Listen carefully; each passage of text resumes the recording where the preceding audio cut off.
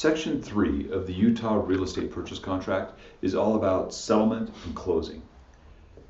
The crazy thing is that people use the term closing every single day of the week, and it's used incorrectly. They say, hey, we're going to go to closing, as if that's a thing you can go to. Closing actually occurs at the moment that the county stamps the ownership papers that you're the new owner. That's when the transaction is closed. What you're really going to physically is called settlement.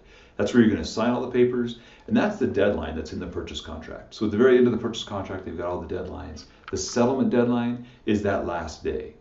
The key thing to remember about settlement deadline is that everything has to be to the title company, and the documents have to be signed by 5 p.m. on that date. So a lot of times somebody will set a time to settle or sign their papers for 4 o'clock in the afternoon on that deadline.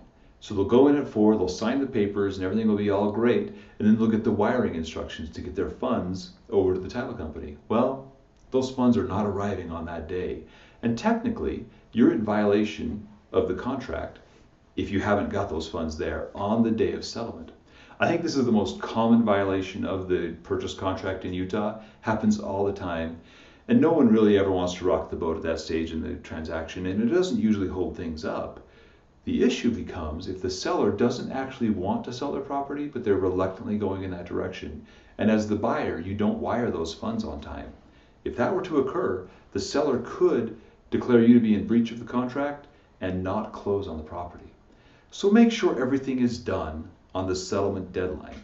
The papers are signed, the money's at the title company, everything is prepared to record or close the next day. That's settlement and closing.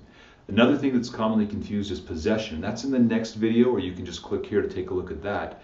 Possession is when you're going to actually get the property.